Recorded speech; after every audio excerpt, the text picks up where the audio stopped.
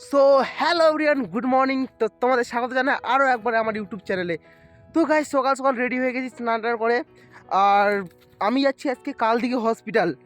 তো কেন যাচ্ছি তোমাদের বলছি, ঠিক আছে? তো গাইস, সকালবেলা আমার বাড়িতে আমার একটা বৌদি আসে। তা সে এসে বললো যে ভাই, এরকম আমার বোনের 1 প্যাকেট ব্লাড লাগবে। সে ব্লাড কোথাও খুঁজে পাচ্ছে না, আর ব্লাড ছাড়া তাকে ছুটি দেবে না হসপিটাল থেকে।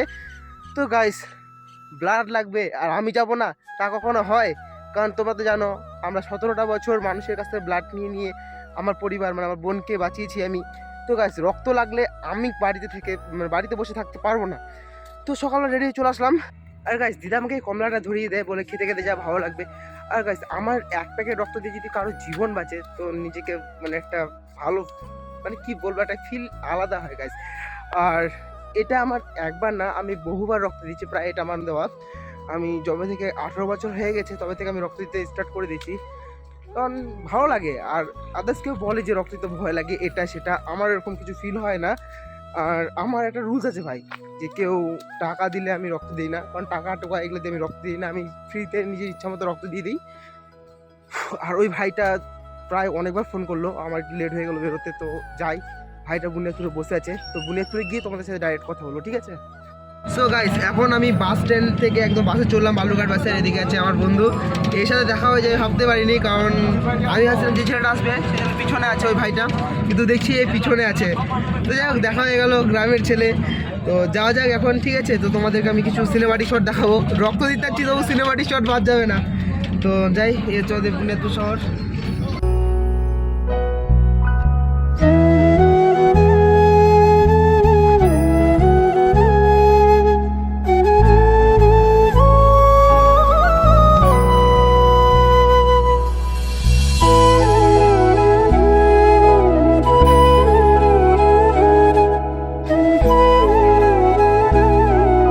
গাইস, এই মাত্র আমরা ঢুকলাম হসপিটাল। আর এদিকে আপনার ব্লাড ব্যাংক আছে এদিকে। এখন যাচ্ছি আমরা ব্লাড ব্যাংকের দিকে। আর ব্লাড ব্যাংকে ঢুকি কি হচ্ছে, ব্লাড ব্যাংকে যে ভিড় আর রক্ত যে কি প্রবলেম হবে। আর রক্ত, ভাইটা তো বললো রক্ত ম্যানেজ হয়ে গেছে।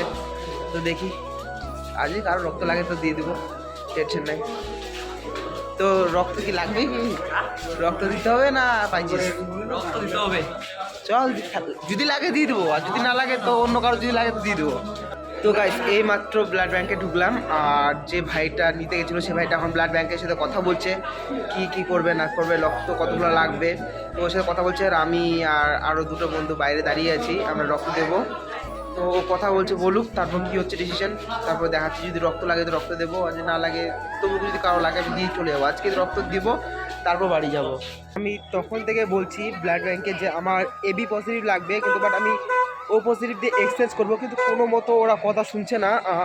কথা ঠিক মতো বলতেও চাইছে না ব্লাড ব্যাংকের লোকগুলো। তো দেখি, পিসিমণি 5 নাম্বারে আছে, তো পিসিমণিকে নিয়ে যাই, কি বলে। আর মাসিকে ফোন করছি, মাসি ফোন রিসিভ করছে না। মাসি ডিউটিতে আছে না কোথায় আছে ঠিক বলতে পারছি না। কিন্তু এত খেচড়া লোক গাইস, বলার মতো না, শুনছে না কথা। লিটারেলি যে কথাটা বলবে যে এটা কি, এটা প্রবলেম বা নেই, ওরা কথাটাও শুনছে না। তো আমি এখন ইমার্জেন্সি ভিতরে। আর এখন যাব পিসিমণির কাছে 5 তলায়।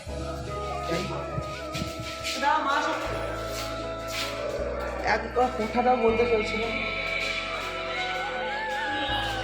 তো গাইস, এখন লিফটে চলবো 5 তলায় যাওয়ার জন্য। পিসিমণি ফোন করছিল কতবার।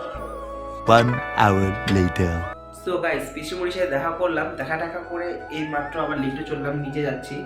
তো নিচে কিছু ভাই আছে, ভাইগুলো আছে। তো গাইস, আমার রক্তটা ম্যাচ করলো না, তো একটা ভাই দিচ্ছে, যদি আমার কাছ থেকে কেউ নেয় আমি দিয়ে দিব।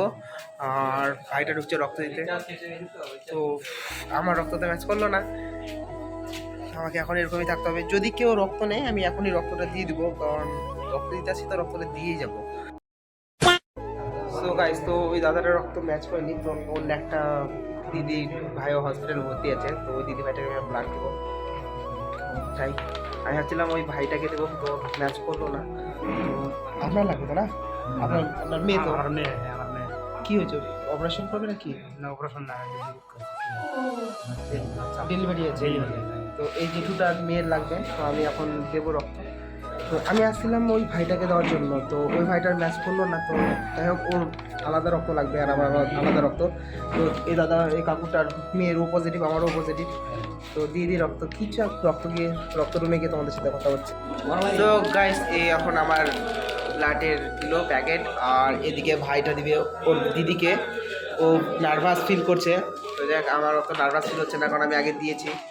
আর আমি আসছিলাম এর দিদিকে ব্লাড দিতে, কিন্তু ওর দিদির ব্লাডটা ম্যাচ করলো না, তো একটা অন্য কাকু মেয়েকে দিচ্ছি। এর তোকে নার্সিংহোমে ভর্তি আছে না, আমি কত মারবে, এর তোকে নার্সিংহোমে ভর্তি আছে, তো নার্সিংহোমে ভর্তি আছে। আমি এখন দিচ্ছি এদের মেয়েটাকে। তো যাই, আমার 37 নাম্বারে আছে, তো 35 নাম্বার না, এর 35 নাম্বার, আমার 37 নাম্বার। তো ব্লাডটা দিয়ে তারপর তোমাদের সাথে কথা বলবো, ঠিক আছে? তো গাইস ম্যাক্সিমাম 4-5 ঘন্টা বসে থাকার পর এখন আর আমি এই দাদাটা পেলাম, ঠিক আছে? এখন এসে শুলাম, দেখি কী হয়, কখন নেয়। আর একটু নার্ভাস ফিল হচ্ছে আজকে, জানি না কেন হালকা নার্ভাস ফিল হচ্ছে। তো যাক হয়নি, হয়ে যাবে। তো দাদারা আসুক, যে দাদা রক্ত নেবে, তারপর তোমাদের সাথে কথা বলছি।